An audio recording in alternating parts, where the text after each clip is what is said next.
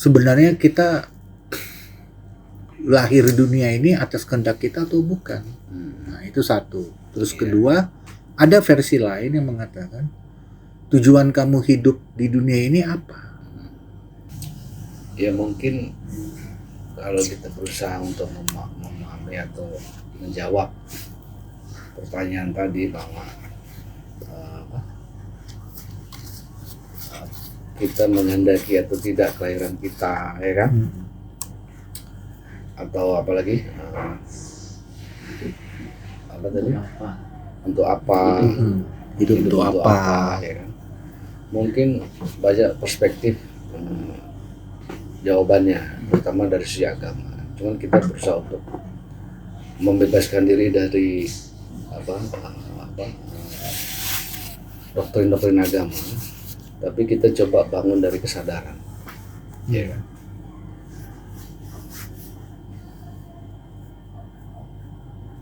Ketika kita bercermin di depan cermin itu, pelajarannya adalah kita tidak pernah peduli dengan yang di dalam cermin, karena realitasnya tidak ada di dalam cermin. Yang ada cuman diri kita yang bercermin.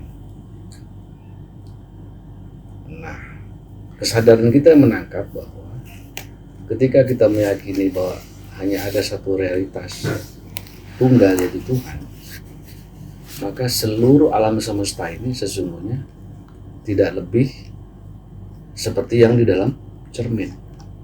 Dia hanya menceritakan, ya, makanya disebut manifestasi tentang adanya realitas tunggal. Karena satu-satunya yang ada cuma Tuhan, maka tidak ada penciptaan. Yang ada dirinya. Kalau disebut ciptaan itu karena sudah bersifat filosofis. Ada dualitas, ada yang mencipta, ada yang tercipta. Tapi kita bicara realitas, bicara kesadaran, hanya ada satu realitas. Ciptaan itu adalah manifestasi yang sedang mempertontonkan adanya realitas sesungguhnya tunggal. Jadi ketika kita mempertanyakan apakah kita punya keinginan untuk lahir, mau ngapain di dunia ini hidup, atau apakah nanti kembali kepada Tuhannya, tadi jawabannya di agama banyak, ya kan? Menurut pandangannya doktrin-doktrin agama atau keyakinan tertentu, dan itu perjalanan setiap orang untuk menjawab pertanyaannya. Tapi kesadaran kita memahami bahwa karena realitas tunggal itu adalah Tuhan, maka sebagai manifestasinya ya tidak lain harus sesuai dengan realitas tunggal itu sendiri, yang bahasa agama disebut kehendaknya. Gitu. Artinya kita sebagai manusia yang berakal gunakan akal. Itu aja. Untuk apa? Ya untuk kehidupanmu, bukan untuk Tuhan. Karena kan yang ada cuma Dia, cuma Tuhan.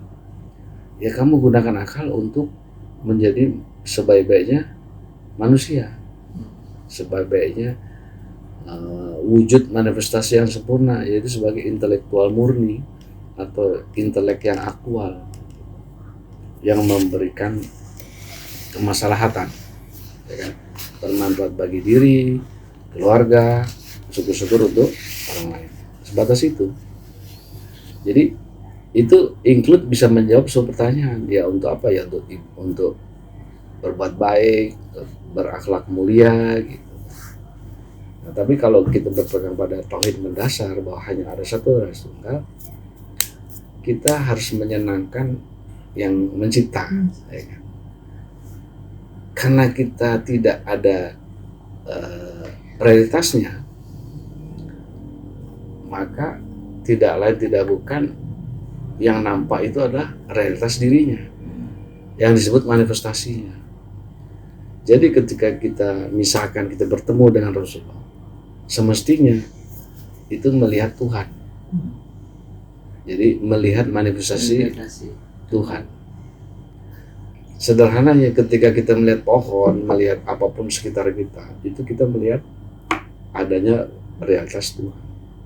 Tapi kalau kita gelisah ya, untuk menjawab kegelisahan itu dikembalikan tadi, orang realitas yang sesungguhnya Tuhan. Kayak kasus hari ini, bayi-bayi yang suci yang baru lahir, bahkan masih di rahim 9 bulan itu dibom sama Israel itu di Gaza, ibunya syahid, bayinya diangkat oleh dokter kan, itu sudah hancur.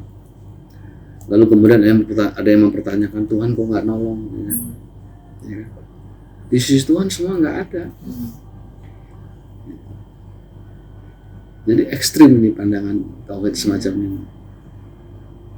Kalau kita kan maunya Tuhan berbelas kasih, ya kan, tolongin Tuhan ya kan, karena itu persepsi kita tentang Tuhan.